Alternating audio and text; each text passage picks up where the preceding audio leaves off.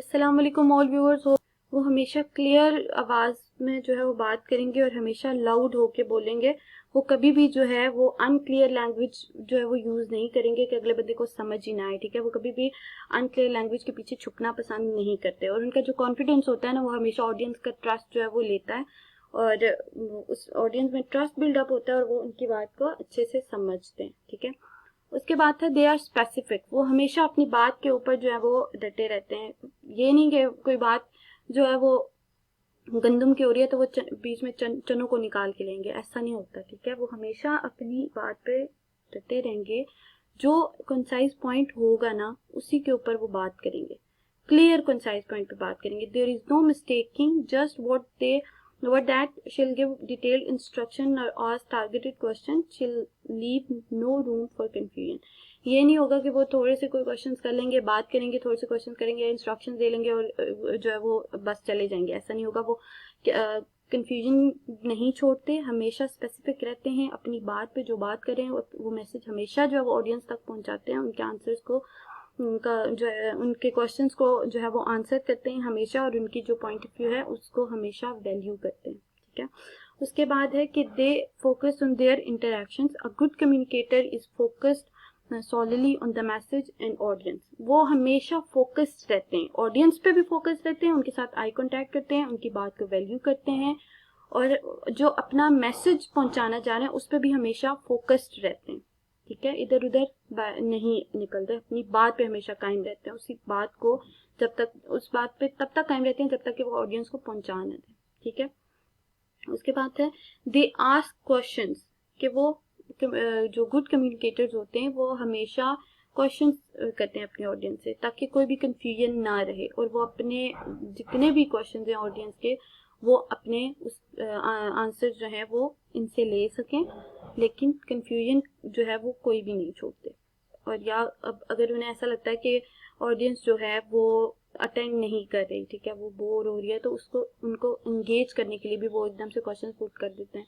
Question से ये होता है कि एकदम से माइंड जो होता है वो एक्टिव हो जाता है हर बंदे का। वो कहता है शायद नेक्स्ट क्वेश्चन हमसे हो जाए। ठीक है, तो सारे एक्टिव हो जाते हैं और फिर क्या होता है कि वो एंगेज्ड रहते हैं कॉन्वर्सेशन में। ठीक है, उसके बाद था they recognize non verbal cues.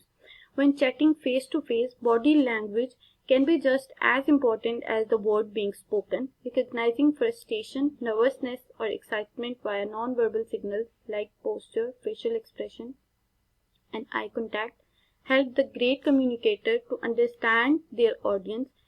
In turn, they can better tailor their message to match attitude of said audience. इसमें क्या है कि जो ऑडियंस है ना उनकी जो नॉन वर्बल जो क्यूज हैं वो भी लेते हैं, जैसे उनकी बॉडी लैंग्वेज से, उनके फेशियल एक्सप्रेशन से वो ये समझ जाते हैं कि वो नर्वस हो रहे हैं, वो फ्रस्ट्रेटेड हो रहे हैं या फिर उनमें एक्साइटमेंट है। ठीक है, ये सारी चीज़ें आई कॉन्टैक्ट करते हैं हमेशा और ये सारी चीज़ें जो है ना वो ये समझ जाते हैं, वो रिकॉग्नाइज कर सकते हैं नॉन वर्बल क्यूज को। ठीक है, उनमें इतनी एबिलिटी होती है कि वो बंदे को देख के उन्हें पता चल जाता है कि ये बंदा नर्वस हो रहा है या बंदा एक्साइटेड हो रहा है या ये फ्रस्ट्रेटेड हो रहा है मेरी बातों से या इस तरीके से। ठीक है, और वो हमेशा आई कांटेक्ट करते हैं और आई कांटेक्ट जो है ना वो उनको बहुत हेल्प करता है ऑडियंस को समझने में। ठीक है, उसके बाद है एडवांटेजेस ऑफ इफेक्टिव कम्युनिकेशन। कि इफेक्टिव कम्युनिकेशन के एडवांटेजेस क्या हैं। सबसे पहला एडवांटेज जो है वो है building trust. Effective communication fosters trust with others. इस पे क्या होता है कि जब आप कम्युनिकेट कर रहे हैं किसी के साथ, ठीक है, तो आपकी कम्युनिकेशन में इतनी ताकत है कि आपकी ऑडियंस जो है वो उसमें इन्वॉल्व हो रही है, उसमें एंगेज हो रही है, तो उसका ट्रस्ट बिल्ड हो जाएगा आप पे। ठीक है, तो वो आपकी बात को सुनेगा। प्रिवेंटिंग और रिजॉल्विंग प्रॉब्लम्स। या तो प्रॉब्लम्स होती ही नहीं है और अगर होती हैं तो जो इफेक्टिव कम्युनिकेटर्स होते हैं या इफेक्टिव कम्युनिकेशन के थ्रू प्रॉब्लम्स जो होती हैं वो रिजॉल्व हो जाती हैं, उनके सॉल्यूशंस निकल आते हैं। ठीक है, प्रोवाइडिंग क्लैरिटी एंड डायरेक्शन। ये हमेशा आपको एक डायरेक्शन प्रोवाइड करेगा और आप जो है वो हमेशा अपने पॉइंट को लेके क्लियर रहेंगे। इफेक्टिव कम्युनिकेशन जो है वो हमेशा आपको एक क्लियर पॉइंट प्रोवाइड करेगी।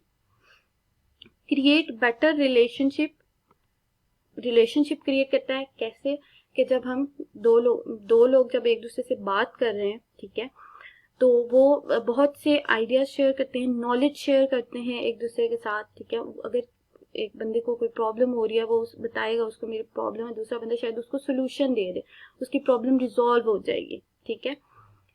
तो इससे क्या होगा कि उनमें रिलेशनशिप जो है वो बिल्डअप होगा, ठीक है।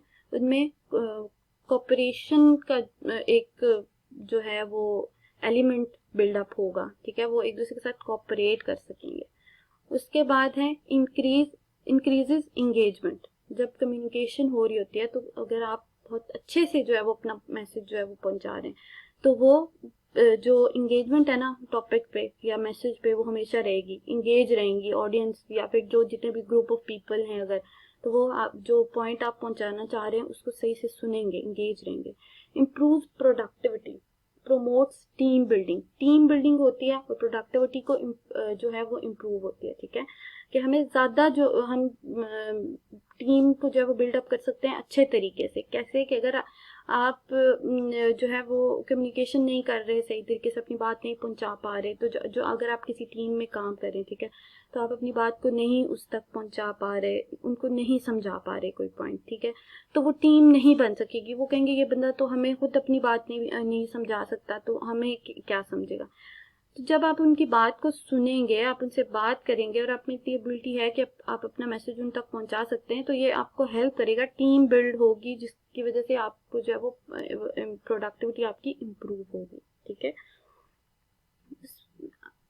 Common barriers to effective communication के, इफेक्टिव कम्युनिकेशन जो है वो उसके क्या बैरियर्स हैं।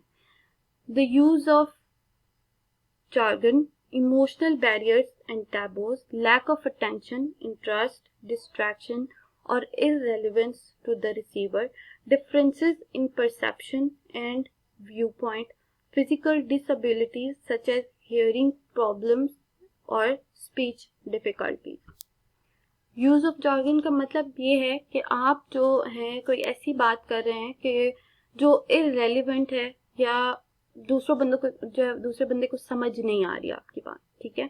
इमोशनल बैरियर्स एंड टैबूज के आप बहुत इमोशनल हैं, ठीक है, बात करते करते आप इमोशनल हो जाते हैं। जब आप अगर बात करते करते इमोशनल हो जाएंगे तो आप दूसरे बंदे आपकी बात नहीं सुनेंगे, ठीक है। या टैबूज कोई कल्चरल जो है वो चीज़ आ जाती है या फिर कोई स्पिरिचुअल चीज़ आ जाती है आपके मतलब कम्युनिकेशन के दौरान, तो आप इफेक्टिवली कम्युनिकेट नहीं कर सकते। आपकी अटेंशन डाइवर्ट हो गई किसी दूसरी साइड पे, फिर भी आप इफेक्टिव कम्युनिकेशन नहीं कर सकते। आपका इंटरेस्ट ही नहीं है, ठीक है, उस चीज़ में, कम्युनिकेशन में आपका इंटरेस्ट ही नहीं है, आप इफेक्टिव कम्युनिकेशन नहीं कर सकते। डिस्ट्रैक्ट हो रहे हैं आप बार बार, ठीक है, फिर भी आप नहीं कर सकते। या जो ऑडियंस है उसके और आपके परसेप्शन में या फिर जो पॉइंट ऑफ व्यू है उसमें डिफरेंसेस आ रहे हैं, बहुत ज़्यादा डिफरेंसेस जो हैं वो स्पिरिचुअल भी हो सकते हैं, वो कल्चरल भी हो सकते हैं, सोशल भी हो सकते हैं, ठीक है, किसी भी किस्म के डिफरेंसेस आ सकते हैं आपके परसेप्शन में, तो फिर भी आप जो हैं वो इफेक्टिवली कम्युनिकेट नहीं कर सकते।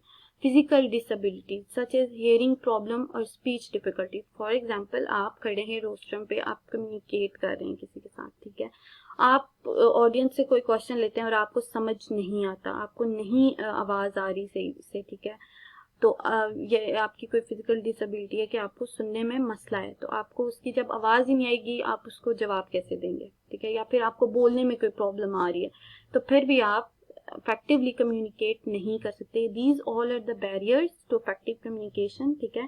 तो this is all about to effective communication। इसके बाद आपको अगर ये लेक्चर जो है वो अच्छा लगा है तो आप इसको लाइक कीजिएगा, कमेंट्स में बताइएगा कि आपको कैसा लगा, और हमारे चैनल को सब्सक्राइब करना नहीं भूलिएगा। चैनल को सब्सक्राइब करें ताकि जैसे जैसे नई वीडियोज़ आएँ तो आपको उनका नोटिफिकेशन मिलता जाए। और थैंक यू सो मच।